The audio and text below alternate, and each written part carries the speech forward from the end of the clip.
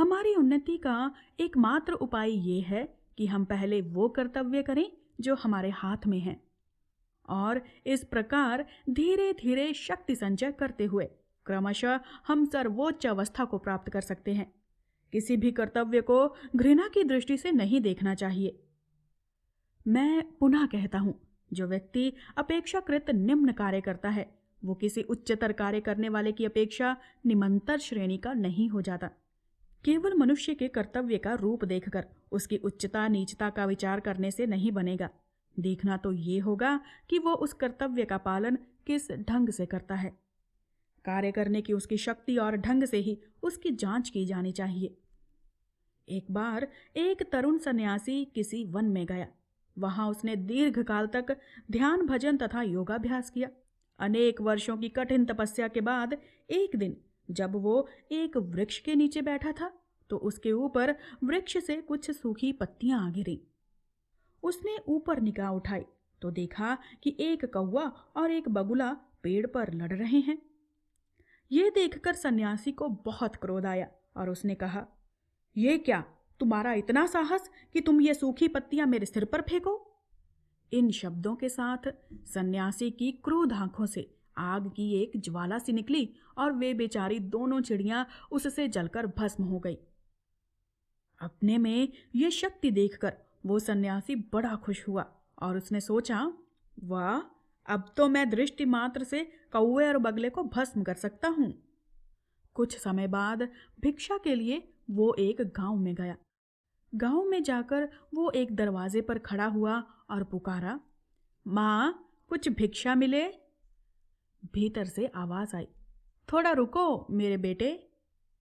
सन्यासी ने मन में सोचा, अरे दुष्टा, तेरा इतना साहस कि तू मुझसे प्रतीक्षा कराई, अब भी तू मेरी शक्ति नहीं जानती। सन्यासी ऐसा सोच ही रहा था कि भीतर से फिर एक आवाज आई, बेटा, अपने को इतना बड़ा मत समझ, यहां ना तो कोई कौवा है और ना बगुला। ये सुनकर सन्यासी को बड़ा आश्चर्य हुआ। बहुत देर तक खड़े रहने के बाद अंत में घर में से एक स्त्री निकली और उसे देखकर सन्यासी उसके चरणों पर गिर पड़ा और बोला, माँ, तुम्हें ये सब कैसे मालूम हुआ? स्त्री ने उत्तर दिया, बेटा, ना तो मैं तुम्हारा योग जानती हूँ और ना तुम्हारी तपस्या।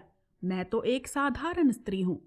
मैंने तुम्हें इसलिए थोड़ी देर रोका था कि मेरे पतिदेव बीमार हैं और मैं उनकी सेवा में संलग्न थी। यही मेरा कर्तव्य है। सारे जीवन भर मैं इसी बात का यत्न करती रही हूँ कि मैं अपना कर्तव्य पूर्ण रूप से निभाऊं। जब मैं अविवाहित थी तब मैंने अपने माता पिता के प्रति कन्या का कर्तव्य किया, और अब जब मेरा विवाह हो गया है तो मैं अपने पतिदेव के प्रति पत्नी का कर्तव्य करती हूँ।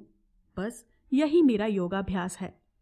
अपना कर्तव्य करने से ही मेरे दिव्य चक्षु खुल गए हैं, जिससे मैंने तुम्हारे विचारों को जान लिया। यदि तुम्हें इससे भी कुछ उच्चतर तत्व जानने की इच्छा है तो आमुक नगर के बाजार में जाओ। वहां तुम्हें एक व्याध मिलेगा। वो तुम्हें कुछ ऐसी बातें बतलाएगा जिन्हें सुनकर तुम बड़े प्रसन्न होंगे।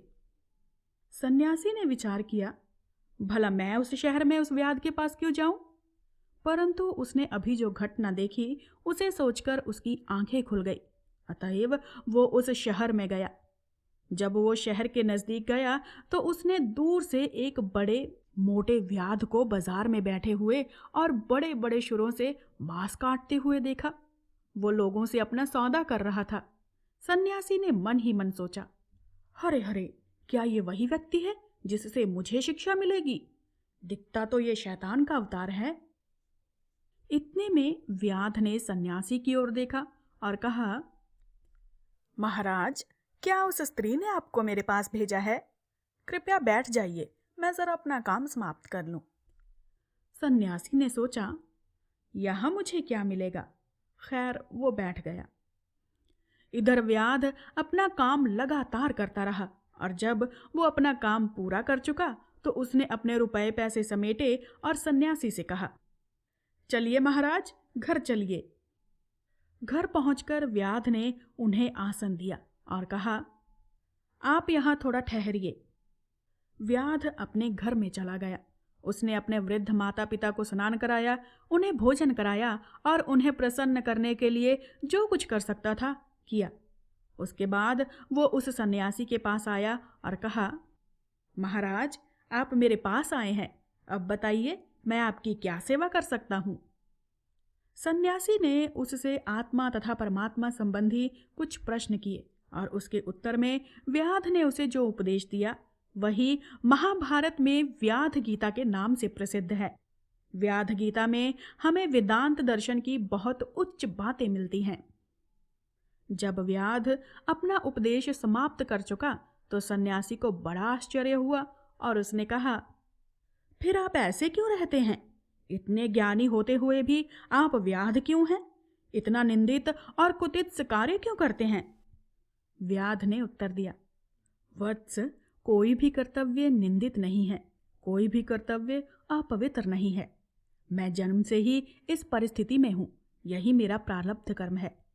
बचपन से ही मैंने ये व्यापार सीखा है, परंतु इसमें मेरी आसक्ति नहीं है।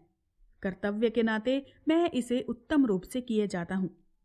मैं गृहस्थ के नाते अपना कर्तव्य करता हूँ और अपने माता पिता को प्रसन्न रखने के लिए जो कुछ मुझसे बन पड़ता है करता हूँ।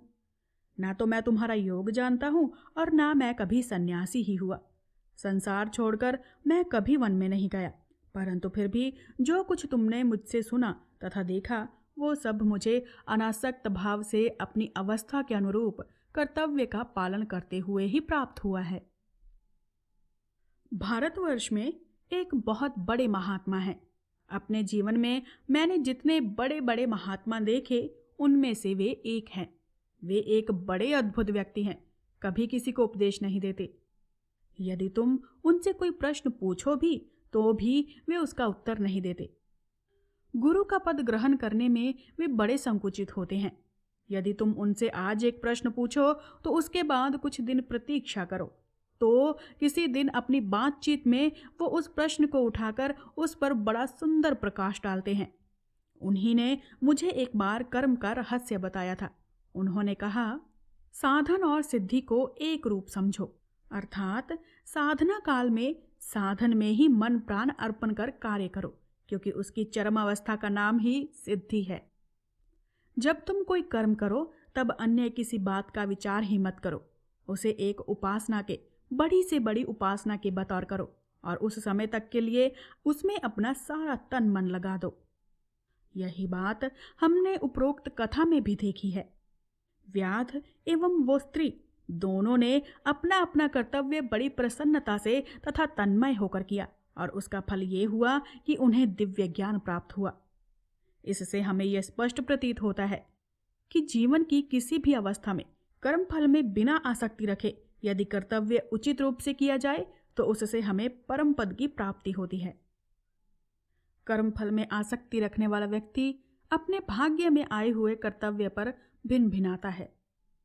अनासक्त पुरुष के तो सब कर्तव्य एक समान है। उसके लिए तो वे कर्तव्य स्वार्थपरता तथा इंद्रिय प्रायणता को नष्ट करके आत्मा को मुक्त कर देने के लिए एक शक्तिशाली साधन है।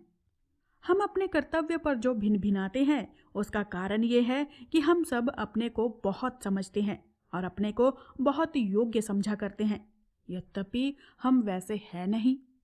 प्रकृति ही सदैव कड़े नियम से हमारे कर्मों के अनुसार उचित कर्म फल का विधान करती है।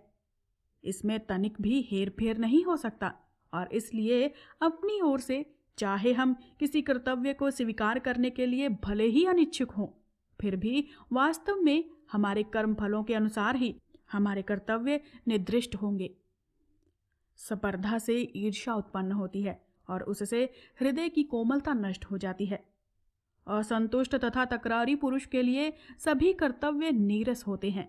उसे तो कभी भी किसी चीज से संतोष नहीं होता और फलस्वरूप उसका जीवन दूभर हो उठना और असफल हो जाना स्वाभाविक है। हमें चाहिए कि हम काम करते रहें, जो कुछ भी हमारा कर्तव्य हो उसे करते रहें, अपना कंधा सदैव काम से भिड़ाए रखें और तभी हमारा पथ ज्ञानालोक से आलोकित हो जाएगा।